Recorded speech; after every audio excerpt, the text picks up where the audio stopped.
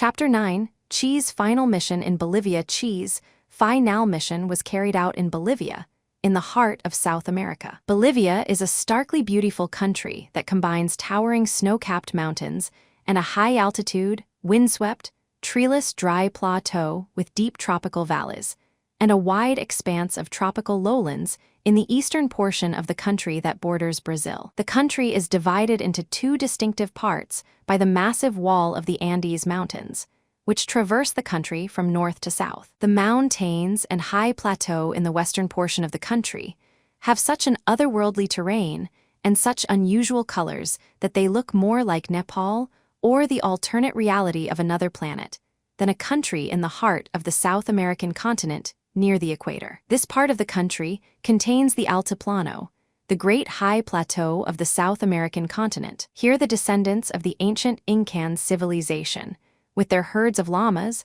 live an impoverished existence some 2.5 miles above sea level. The vastness and barrenness of this windy plateau give it a haunting beauty all its own, and anyone who has been to this part of the world carries away unforgettable memories of magnificent panoramas. Azure blue skies led with white puffy clouds 146 CheGuevara that look close enough to touch, and snow-covered peaks bathed in the soft, multicolored glow of an indescribably beautiful sunset. On the Altiplano are Bolivia's major mining centers and the focal point of national politics, the capital city of La Paz. Situated at 11,900 feet in a deep basin on the Altiplano, La Paz is the highest capital city in the world. The approach by land to the city is from the Altiplano. Consequently, the rest view one receives of La Paz is from some 2,000 feet directly above it. The view of the shiny tin-roofed city in the basin below takes one's breath away. Far below sprawls the glittering city, and in the distance beyond, the snowy peaks of the mystical Mount Illimani, sacred to the Incas, tower to a height of over 21,000 feet. La Paz is a fascinating blend of the old and new. Together with modern buildings and late model cars, one sees churches built by the Spaniards over 4 centuries ago. And in every street, Indian women with their characteristic bowler hats, colorful shawls, and babies carried on their backs. It is a bustling, sunny city, led with color, lots of hilly streets, Spanish colonial-style buildings, and an atmosphere of excitement and activity. It has a breezy, cool, and dry climate, and because it is so high, the atmosphere is thin, and it is easy to lose one's breath without too much exertion. Over the mountains from La Paz lies the city of Cochabamba, an important agricultural center in the heart of an 400-foot-high valley where the climate is temperate and the soil quite fertile. Farther east, the mountains drop toward the tropical savannas and plains of eastern Bolivia. The most important city in this area is Santa Cruz, located at the foot of the eastern slopes of the Andes. Santa Cruz is known for its colonial Spanish architecture and its beautiful women of Spanish descent, but today it has all the characteristics of a boom city. The growing economy of the area is based on sugar, cotton, rice, oil, and cocaine. It was rumored in the 1980s and 1990s to be the capital of Bolivia's international cocaine trade. Approximately 200 miles south of Santa Cruz lies the town of Camiri, the only other sizable urban center in the eastern part of the country. Camiri is Bolivia's oil and gas center, and although it is not comparable to Santa Cruz in either importance or size, it too has experienced an economic boom. Despite the eastern portion of Bolivia accounting for approximately 70% of the total land area of the country, only about 1/4 Che's final mission in Bolivia, 147 of Bolivia's small population lives east of the Andes. The population of Bolivia was approximately 4 million in 1967, when Che and his guerrilla force were there, and today it is over 9 million. The real heartland of Bolivia is located on the Altiplano. It is there the vast majority of the country's population live, and there the main loci of economic and political power are to be found. Moreover, most of the important events in Bolivian political history have taken place on the Altiplano. Before choosing Bolivia as the site of his guerrilla operation, Che considered several other countries, particularly Argentina and Peru. There was nothing he would have liked better than to bring the revolution to his native Argentina. This was something he had planned for many years, but it was obvious the situation in Argentina was not favorable for such an undertaking in 1966. In 1964, a Cuban-backed and Guevara-inspired guerrilla force attempted to establish itself in northern Argentina, but the effort ended in total failure a few months later without having realized a single military engagement. Castaneda 1997, 247-50. The leader of this group was the Argentine Jorge Mazzetti, who was a close friend of Che's in Cuba. Together, they had planned the Argentine operation in early 1963. Their objective at the time was to establish a chain of guerrilla focos from northern Argentina to Peru. However, Mazzetti's small force was defeated by the harsh environment of northern Argentina, where his group tried to establish a guerrilla foco, their poor organization, and their inability to attract any popular support. In the end, those members of his guerrilla band who did not die from starvation and exposure were either taken prisoner or killed by the Argentine police and armed forces. The death of Mazzetti and the 3 Cuban comrades from Guevara's own bodyguard who had gone with Mazzetti to help establish the guerrilla foco in Argentina was a bitter reminder to Che that Argentina was not the most suitable place for him to establish an armed revolutionary movement in 1966. As for Peru, the situation there was not any more favorable than in Argentina. In 1966, that country had an elected civilian government with a moderately progressive program, Tabo 1996, 612-16. Moreover, the government and the army had effectively suppressed several guerrilla uprisings in isolated parts of the country during the preceding 2 years. Che also considered Colombia, Venezuela, and Brazil, but never very seriously, Anderson 1997, 678. In the end, Bolivia was chosen because 148 CheGuevara it was considered to have the best revolutionary potential, and because it afforded the ideal strategic location. It was in the center of the continent and bordered Argentina, Brazil, Chile, Paraguay, and Peru. Che had been in Bolivia for a short time in 1953, when he had traveled there with his friend Carlos Calica Ferrer, and his impression of the country at that time undoubtedly influenced his choice of Bolivia in 1966. As previously mentioned in Chapter 3, he was there during a period when the country was literally infected with revolutionary enthusiasm. Less than a year before, thousands of miners, peasants, and deserters from the Bolivian army had revolted and brought down the then existing military regime. When Che arrived in La Paz in 1953, the old army had been disbanded. The largest foreign-owned mines in the country had been nationalized, and the peasants had taken possession of many of the large landed estates following the enactment of the new government's agrarian reform law. The streets were led with singing and loud demonstrations, and everywhere he saw the armed peasants and workers of the revolutionary militia. He surely must have thought of these armed peasants and workers in 1966, when he chose Bolivia as the place to initiate his revolutionary movement, since he RMLY believed the revolution of those days had been subsequently betrayed by opportunistic politicians and army generals corrupted by Yankee dollars, U.S. military advisors, and the CIA. Most of Che's information on Bolivia appears to have come from several Bolivian communists who had helped previously with the Mazzetti operation, and from Che's aide, José María Martínez Tamayo, Papi, who was sent to Bolivia in March 1966 to make the preliminary preparations for Che's new operation. Castaneda 1997, 334. Most of these Bolivian communists had received military training in Cuba. They assured Papi the country was ripe for a Cuban-type revolution, and all that was needed was Cuban support. They informed him there was widespread discontent in Bolivia with the military-backed regime of President Barrientos, and they contended this government could fall at any moment. They also spoke of the country's strong revolutionary tradition, of the visible and often resented U.S.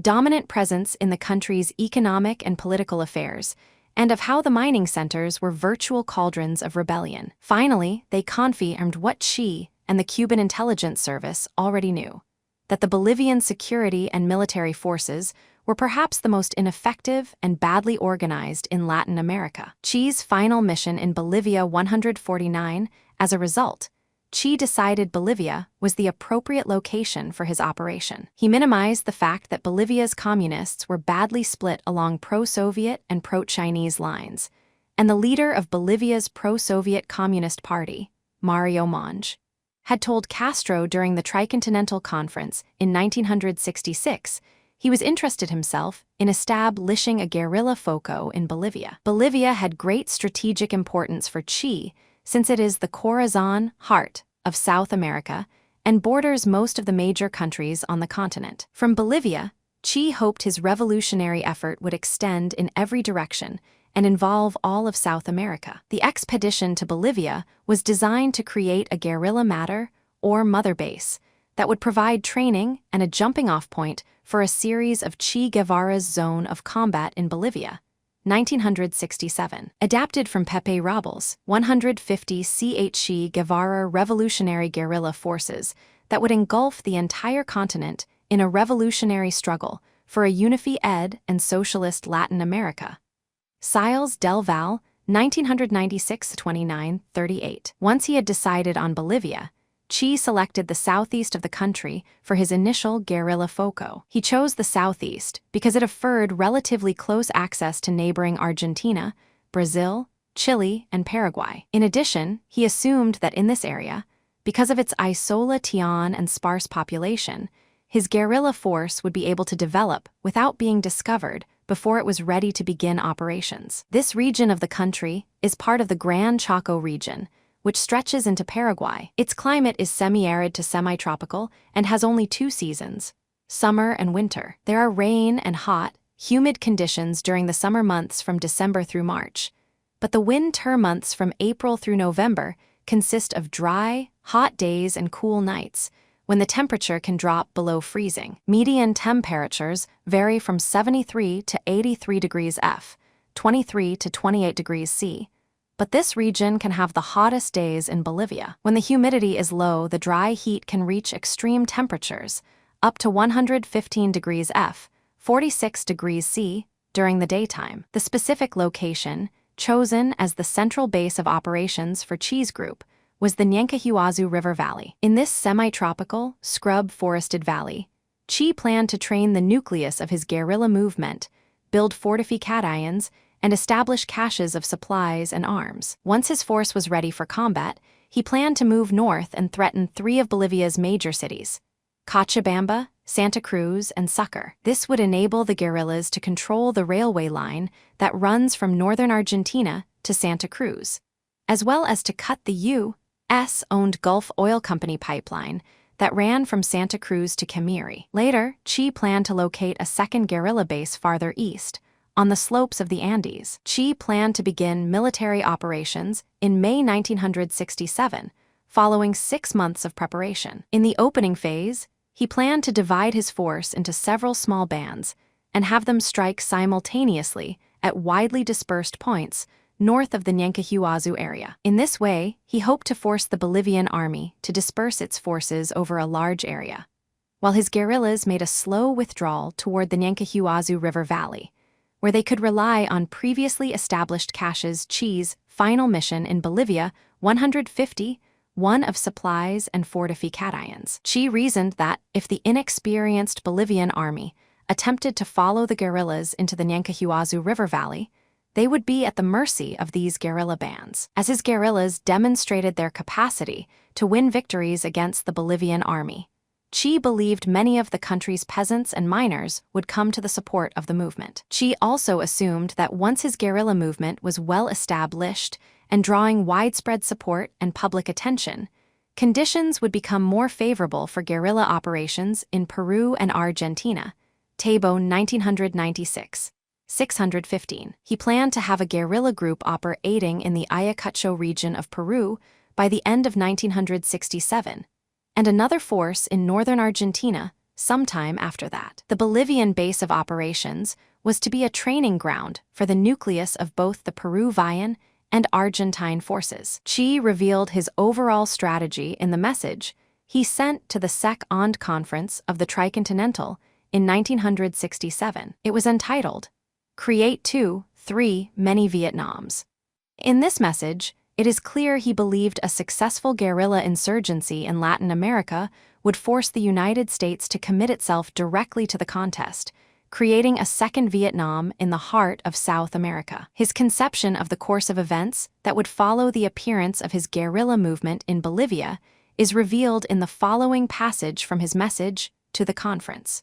New outbreaks of war will appear in these and other Latin American countries, as has already occurred in Bolivia, and they will continue to grow, with all the vicissitudes involved in this dangerous occupation of the modern revolutionist. Many will die, victims of their own errors. Others will fall in the difficult combat to come. New 5GHers and new leaders will arise in the heat of the revolutionary struggle. The Yankee agents of repression will increase in number. Today, there are advisors in all countries where armed struggle is going on. Little by little, the obsolete weapons that are sufficient for the suppression of small armed bands will be converted by the Americans into modern arms, and American advisors will be converted into combatants, until, in a given moment, they will see themselves obligated to send increasing quantities of 152 CheGuevara regular troops to assure the relative stability of a power whose puppet national army disintegrates before the attacks of the guerrillas. This is the road of Vietnam. It is the road that other people will follow, and it is the road that Latin America will follow. We must definitely keep in mind that imperialism is a world system, the final stage of capitalism, and that it must be beaten in a great worldwide confrontation. Deutschmann 1997, 322-23. From this message, it is clear Che was counting on U.S. involvement in Bolivia, and he saw this as a means of gaining the support of both Bolivian and international public opinion. As for the ultimate goal of the Continental Revolutionary Movement, Che was hoping to start in Bolivia.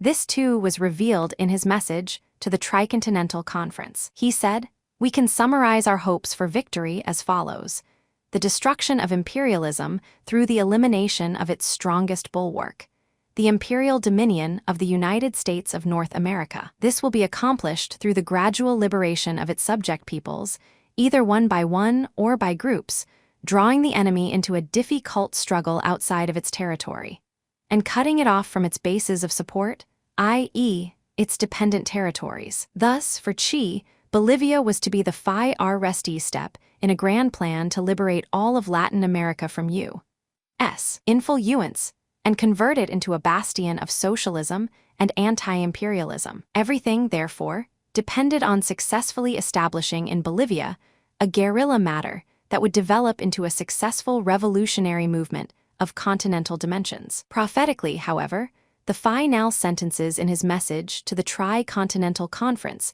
suggested what was to come. Wherever death may surprise us, let it be welcome if our battle cry has reached even one receptive ear. If another hand reaches out to take up our arms, and other men come forward to join in our funeral dirge with the rattling of machine guns and with new cries of battle and victory. Death did surprise Che in Bolivia, and his battle cry has reached many receptive ears over the years since then. Che's final mission in Bolivia 153. Che could not seek the support of the pro-Chinese communists in Bolivia, because the leaders of the rival pro-Soviet communists in Bolivia had told Fidel Castro their party planned to set up a guerrilla foco in the country. It appears these leaders purposely misled Castro into believing they were going to do this in order to outflank the more militant, pro-Chinese communists, who they were afraid were interested in doing this with Cuban help. Anderson, 682-87. Che was aware of this political situation, and he distrusted Monge and the other leaders of Bolivia's pro-Soviet Communist Party. Consequently, he relied primarily on a small number of pro-Cuba supporters within Monge's pro-Soviet Communist Party to make the preliminary preparations for his guerrilla operation. These were individuals who had previously spent some time training in Cuba, and Che knew many of them personally. He felt they could be trusted to lay the groundwork for his operation, without telling even the leadership of their party what they were doing. The most important of Che's Bolivian contacts were two brothers, Roberto Coco and Guido, In Thai, Perito. These two brothers helped convince Che that Bolivia was the ideal base for a guerrilla operation. Because of this, and perhaps because Che saw these two brothers as the future Raul and Fidel Castro of Bolivia, he entrusted them with the most important aspects of the preliminary preparations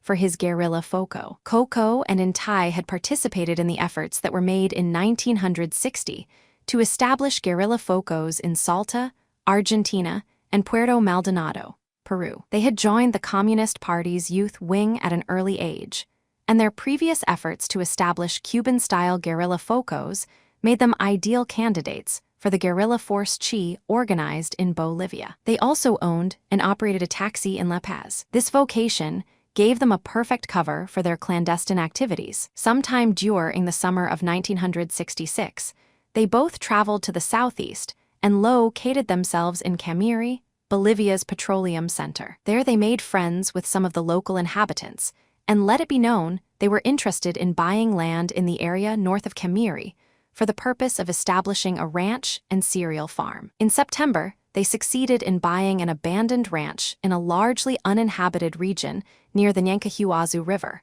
50 miles north of Camiri. In addition, they rented some adjacent property from their only neighbor, Ciro Argañarez, a local landowner and cattle rancher. 154 CheGuevara, while Intai returned to La Paz to take care of their personal affairs. Coco began readying the ranch for the arrival of Che and his Cuban comrades. He contracted 2 local men to work the ranch and planted several different varieties of cereals. He also bought some cattle, hogs, and poultry. During this period, Coco traveled the winding dirt road from the ranch to Camiri in his new Toyota Jeep almost daily. On this road, about 12 miles from the ranch, is the small village of Lagunillas. Coco stopped there on several occasions to buy vegetables and fruit. The large amounts of supplies he transported to the ranch in his Jeep aroused the suspicion of many of the local villagers. Many of them, as well as the landowner, Argañarez, assumed the Perito brothers were cocaine merchants or cattle thieves. Meanwhile, in La Paz, Che's other Bolivian collaborators made arrangements for receiving Che's group and their equipment. They obtained a house and a warehouse in the center of the city, where they stored arms and ammunition, which they received hidden in bags of cement mix. These were shipped from Cuba to the port of Arica in northern Chile, and from there sent by rail to La Paz. One of Che's prime contacts in La Paz during this period, and later the only female member of his guerrilla force, was a woman known by the code name of Tania. Her real name was Haydée Tamara Bunk. She was a German-Argentine Che had met in communist East Germany, and who had come to Cuba on the invitation of Che. While there, she became a member of the small circle of Argentines who met frequently at Che's house. Tania left Cuba and entered Bolivia in 1964 with a false Argentine passport. In early 1965, she obtained a job working for Gonzalo Lopez, Director of Information in the Presidential Palace. In addition to working for Lopez, Tania also successfully passed herself off as a professor of languages. This gave her an opportunity to travel widely throughout the country, ostensibly for the purpose of studying the languages and folk songs of the indigenous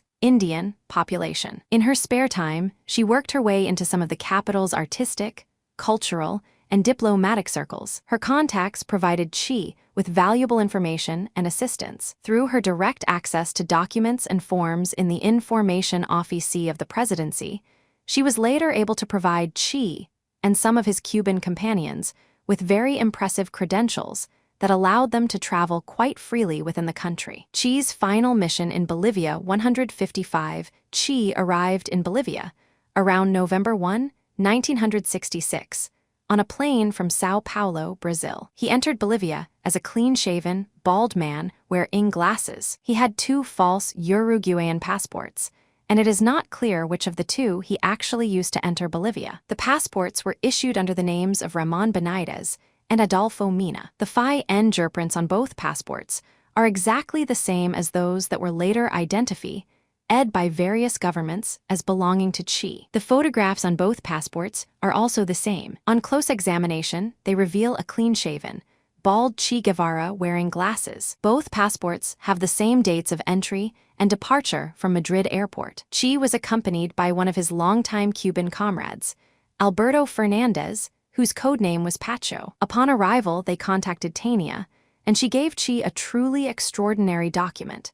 It accredited Che, Adolfo Mina in this case, as a special envoy of the Organization of American States. According to this document, he was in Bolivia to conduct research on the social and economic relations prevailing in the rural areas of Bolivia. With Che carrying this document, Che and Pacho traveled to the Ñancahuazú ranch in 2 separate jeeps, arriving there the night of November 6. Che brought to Bolivia a contingent of 12 Cubans. Most of the members of this handpicked group were veterans of Che's guerrilla CheGuevara in his guerrilla camp in Ñancahuazú. 1967. Richard L. Harris, 156, CheGuevara column in the Sierra Maestra. Some held the rank of comandante in the Cuban army. Many of them had served in important posts in the Cuban government and armed forces, and several were members of the Central Committee of the Cuban Communist Party. All of these individuals were tied to Che by unquestioning personal loyalty. Some had been with him in the Congo. They were willing to follow him to hell if he asked them to do so, and in the end, only 3 of them returned home to Cuba alive. The Bolivian members of the guerrilla force were largely recruited by Coco and 2 other Bolivian agents, known by the code names of Rodolfo and Sanche. The latter 2 men also served as liaisons between Che's group and the support network in the urban areas during the period before Che's guerrilla force was discovered. The entry in Che's diary at the end of November 1966 reveals he hoped to increase the number of Bolivians in his force to at least 20 before beginning military operations. In December, at the Ñancahuazú ranch, he met with Mario Monge, the leader of the pro-Soviet Bolivian Communist Party, to discuss the possibility of receiving men and assistance from his party. However, Monge refused to support the guerrilla operation and send men unless he was in charge of it. He made it clear his party could not officially support the guerrilla operation. However, he offered to resign from the party, obtain at least its neutrality, and bring several cadres of men to join those already in training, provided Che agreed to give him both the political and military command of the entire operation and a free hand to seek the support of the communist parties in the other South American countries, where Che planned to extend his guerrilla movement. Monge's conditions for supporting the guerrilla movement were totally unacceptable to Che. He told Monge he could accept no conditions concerning his leadership of the military operations. He knew, in the kind of revolutionary struggle he was planning,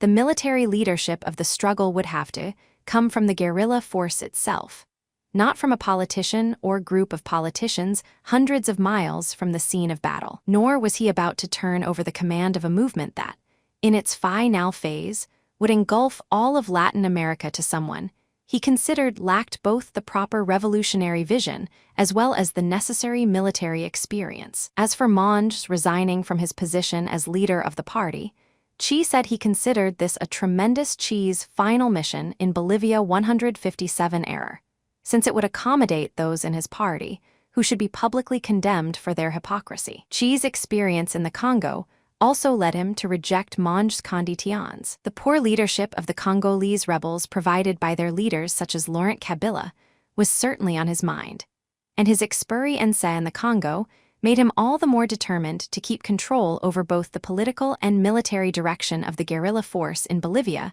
rather than relinquish it to weak and untrustworthy local political leaders such as Monge.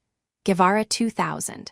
Ex-Roman 11. Monge met with the Bolivians in Che's group and told them they could stay with Che and be expelled from the party, or they could support the party and return with him to La Paz. Much to Monge's surprise, all the Bolivians present said they preferred to stay with Che. The next morning, Monge announced he was leaving for La Paz. Che realized Monge had disagreed with him over who should command the move, meant as a pretext to escape any responsibility for cooperating with Che's group. Che appears to have seen through Monge's subterfuge at the time.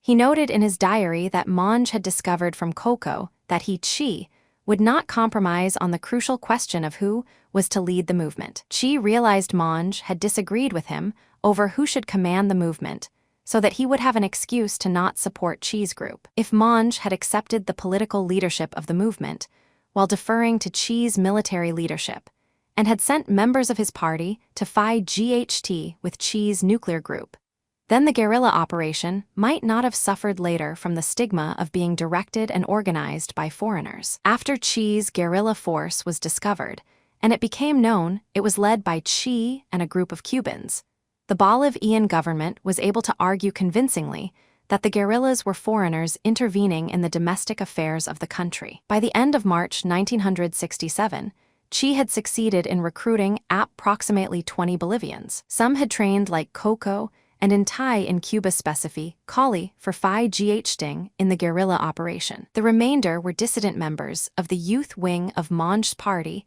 and unemployed miners from the tin mining areas on Bolivia's high plateau. The unemployed miners were recruited by Moises Guevara, no relation to Che, an important union leader among the leftist tin miners in 158 CheGuevara Oruro. Moises had broken away from the pro-Chinese Communist Party in Bolivia and had traveled several times to Cuba, where he had met Che. Although Monge was opposed to involving Moises in the guerrilla force, Che's Bolivian contacts invited Moises to join the force with some of his miners. Moises agreed and brought 8 men with him to the Nyancahuazu camp in February 1967. In addition to the Cubans and the Bolivians, Che's guerrilla force included among its members 3 Peruvians known by the code names of El Chino, Negro, and Eustaquio, respectively. El Chino, Juan Pablo Chang, who was a Peruvian of Chinese descent, was supposed to establish Che's planned guerrilla foco in Peru. He brought Eustaquio,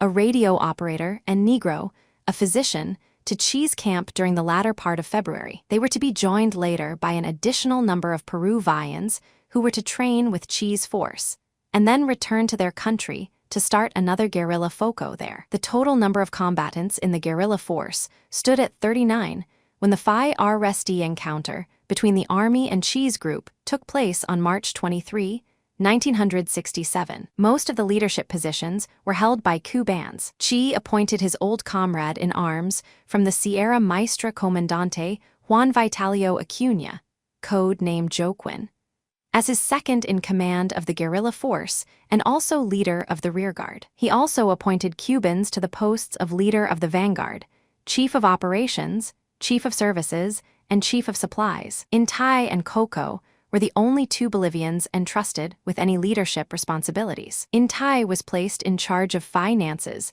and appointed political commissar to the Bolivians. Coco, who was initially placed in charge of urban contacts and recruitment, was later incorporated into the guerrilla force and assigned various responsibilities. No additions to the guerrilla force took place after the outbreak of hostilities in late March. Instead, the size of Che's force was steadily reduced as each encounter with the army took its toll. Che had hoped to recruit peasants from the local area once his force began operations, but he failed to recruit even a single peasant after the Phi Gh Sting began. Che's original plan was to begin military operations north of the Rio Grande and then slowly withdraw southward across a terrain carefully prepared with caches of arms and ammunition, food supplies, and 40 Phi Ed bases. He needed perhaps another month before this plan would Che's final mission in Bolivia 159 have been ready to be put into operation. But he had to discard it when the army discovered his main base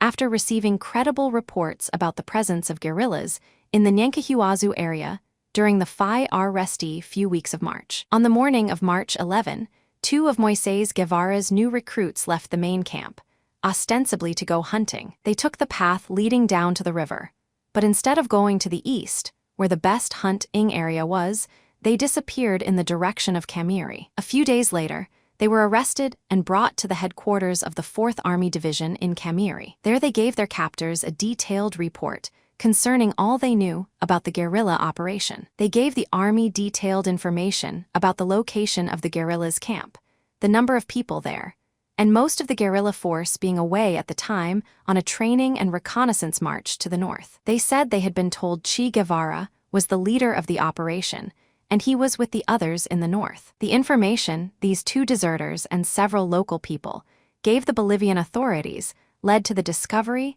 and subsequent annihilation of Che's guerrilla force. This information enabled the army to locate Che's main base before he and his men were ready to begin military operations. It also gave the army the initiative from the beginning of the conflict until its tragic termination some 6 months later. Timing was a crucial factor in Che's strategy, and the premature initiation of hostilities threw his whole operation off balance. His small force of men was never really able to recover from the shock of having their central base discovered before they were ready to begin fighting. All of Che's subsequent efforts were little more than futile, though valiant, attempts to put up a good fight in the face of overwhelming odds. He and his men seem to have deluded themselves during the few months of fighting into believing their operations still could succeed.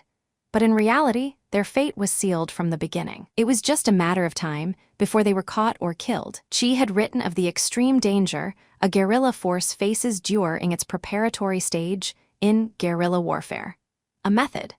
He pointed out that the future of a revolutionary movement depends on how the nuclear guerrilla force handles itself when the enemy moves against it. According to Che, unless the guerrillas are able to develop their 160 CheGuevara capacity to attack the enemy during the early stage of the struggle, they have little prospect of surviving. In Guevara 1963, as a result of the army's discovery of their main base, Che and his men were forced to withdraw into a relatively confined area. He had originally planned to have his force operate across a zone carefully prepared with caches of supplies and fortified bases. But the army's discovery of their main base forced Che and his men to move into an area about which they knew very little and where they had difficulty finding food and places to hide. Only Che's will to succeed and his refusal to accept defeat can explain his optimism about the future of his guerrilla operation after the discovery of his force at the end of March. Anyone else undoubtedly would have concluded under the circumstances there was no choice but to abandon the entire venture and escape while it was still possible to do so. But not Che. Until the end, he continued to believe his effort would succeed. Perhaps he kept thinking of how high the odds had been against the success of Castro's operation after the Granma disaster, when only 12 members of the original 80-man invasion force survived the landing on Cuban soil and made their way to the Sierra Maestra. Bolivian soldiers occupying Che's camp after he and his men had abandoned it. 1967. Richard L. Harris. Thanks for watching. Please like, subscribe.